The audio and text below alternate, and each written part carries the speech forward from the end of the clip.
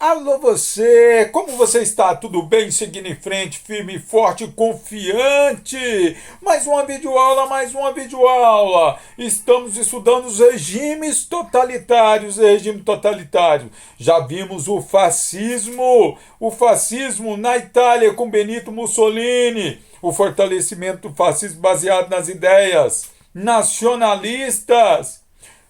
Vimos o nazismo na Alemanha. O nazismo na Alemanha com Adolf Hitler e suas principais particularidades. O fortalecimento do povo alemão baseado no arianismo, a superioridade da raça ariana, uma teoria racista de supremacia de uma raça de uma etnia sobre as outras etnias, a raça ariana. Vimos também o antissemitismo, a aversão aos judeus, a perseguição aos judeus por fatores econômicos e fatores religiosos. Os judeus acabaram sendo acusados de não participarem da Primeira Guerra Mundial e se enriquecer com a Primeira Guerra Mundial, formando um Estado dentro do Estado alemão. Enquanto o ariano, o alemão, empobrecia, o judeu enriquecia, era uma visão de Adolf Hitler no seu livro My Cup. E agora vamos ver a formação dos regimes totalitários ali na Península Ibérica, Espanha e Portugal. Os regimes totalitários também chegaram à Península Ibérica. Então, consequentemente, o franquismo, organiza aí no seu caderno da melhor maneira possível, ou então no seu computador, no seu tablet, no seu notebook. Organiza o esquema. O franquismo, localização, Espanha. Franquismo, localização, Espanha. O líder, Francisco Franco. Líder, Francisco Franco. É importante que você entenda que nós estamos dentro daquele contexto, período entre guerras. Nós estamos dentro do contexto de crise econômica devido ao fim da Primeira Guerra Mundial. Vimos o agravamento das crises econômicas devido à crise de 1929. Lembre-se que ocorre a Revolução Russa lá em 1917 e as ideias socialistas estão em ascensão. Então, consequentemente, existe um perigo muito grande das ideias socialistas, comunistas espalharem pela Europa. Em 1931, a Espanha deixa de ser uma monarquia e torna-se uma república. Então, imagine o tamanho da crise econômica. Olha, crise de 1929. Já em 1931, ocorre a modificação do regime político na Espanha. E de 1931 a 1936, a Espanha é assolada por inúmeros conflitos políticos. Não somente no plano político, mas também no plano ideológico, de direita e esquerda. De direita capitalista, esquerda socialista. Eu falei para vocês que as crises econômicas têm como irmãs a crise política. Se a crise econômica está muito forte, a crise política é inevitável. É inevitável. Na eleição de 1936, olha a data, na eleição de 1936, o partido de esquerda Frente Popular chegou ao poder na Espanha. Então, consequentemente, uma eleição legítima, o partido de esquerda, Frente Popular, chega ao poder. Consequentemente, assusta muito a elite espanhola. A elite burguesa, os ricos proprietários, os militares e até a Igreja Católica temeram, com medo de grandes mudanças.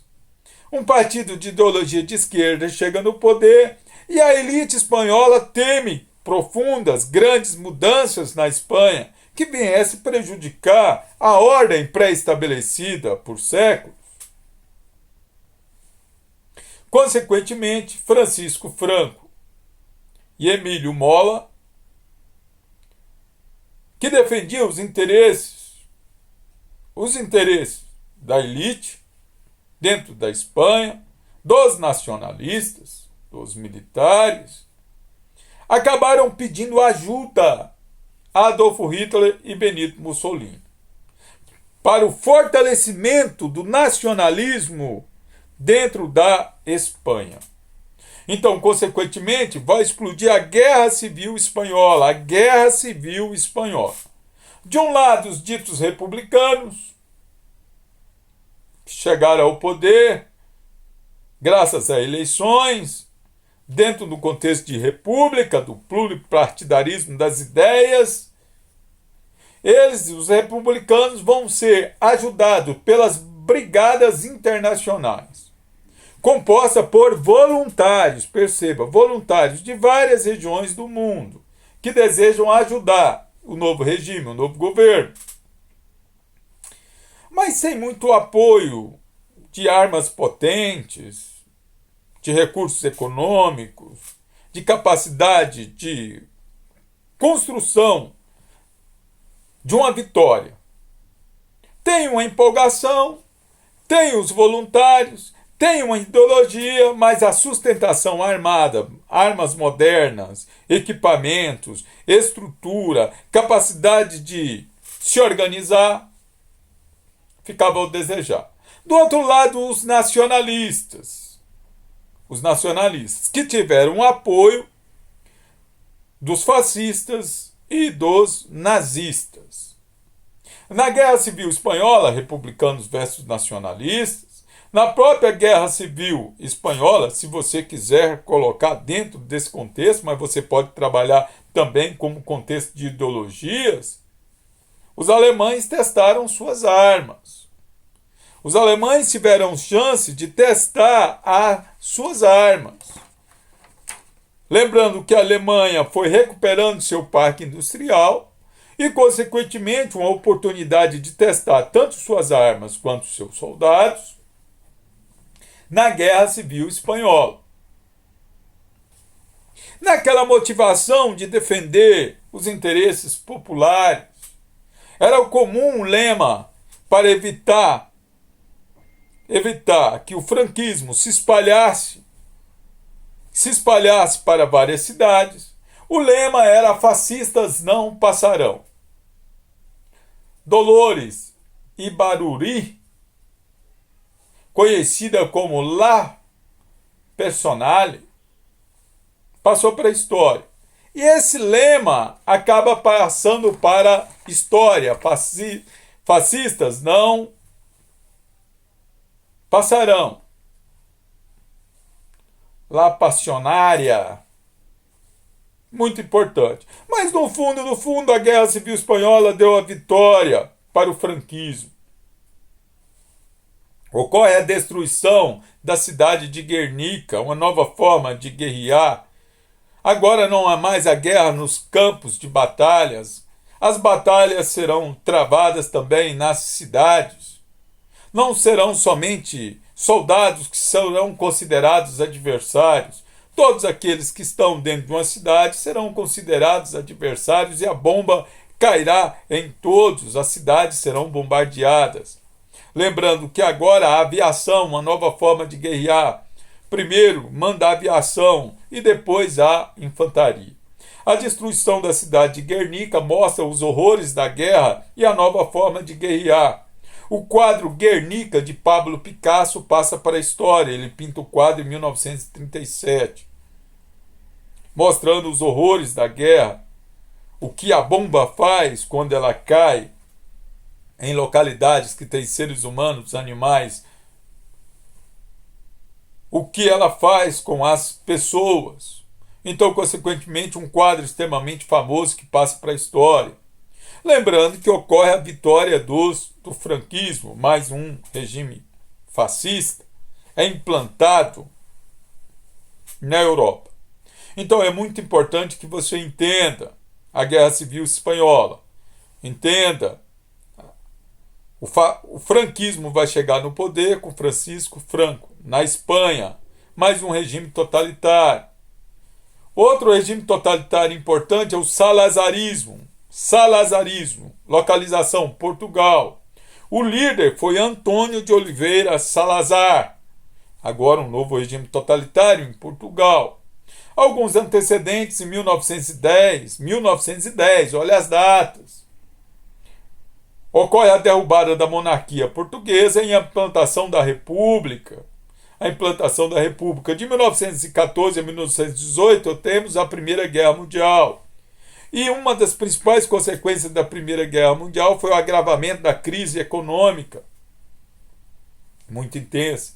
Em 1917, nós temos a Revolução Russa. As ideias socialistas irão se espalhar, produzindo um descontentamento dos militares, a perda da ordem, da disciplina, do comando. Em 1926,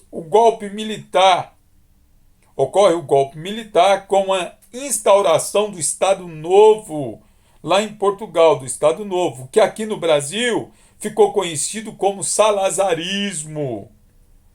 Salazarismo, porque foi comandado de forma autoritária por Antônio de Oliveira Salazar, que fica no poder até 1970. Então perceba, ele chega no poder em 1926 e só sai do poder em 1970. É importante que você entenda que aqui no Brasil, Getúlio Vargas implanta o Estado Novo, de 1937 a 1945. Esse nome ele busca lá de Portugal. Então, em termos didáticos, aqui no Brasil, nós estudamos o regime fascista de Portugal com o nome de salazarismo. E o regime brasileiro com o nome de Estado Novo. Estado Novo. É importante que você entenda isso. Então, a título de prova, salazarismo. Lá em Portugal, Estado Novo aqui no Brasil. Uma observação importante, Portugal manteve-se neutro na Segunda Guerra Mundial. Mas durante a Guerra Fria, Portugal acaba ficando ao lado dos Estados Unidos durante a Guerra Fria. Na década de 70, mais precisamente em 1974, ocorre a Revolução dos Cravos. A Revolução dos Cravos, liderados por militares. Olha os militares aparecendo mais uma vez. Só que agora militares progressistas e com amplo apoio da população. A Revolução dos Cravos foi a revolução que colocou fim ao regime salazarista. E o novo governo imediatamente facilitou a descolonização da África portuguesa. Facilita a descolonização da África portuguesa, Angola, Moçambique, Guiné-Bissau. Bissau acaba conseguindo a independência. Então, consequentemente, nós temos momentos importantes dentro da Europa. Nós temos a formação de regimes totalitários. O nazismo na Alemanha com Adolfo Hitler, o fascismo na Itália com Benito Mussolini, o franquismo na Espanha com Francisco Franco, o salazarismo em Portugal com Antônio de Oliveira Salazar, o Estado Novo no Brasil com Getúlio Vargas. E perceba que o que facilita tudo isso, primeiro, a possibilidade de ter ideias, inúmeras ideias, o qual o regime republicano proporciona. O regime republicano possibilita o pluripartidarismo e inúmeras ideias. A crise econômica ela turbina crises políticas.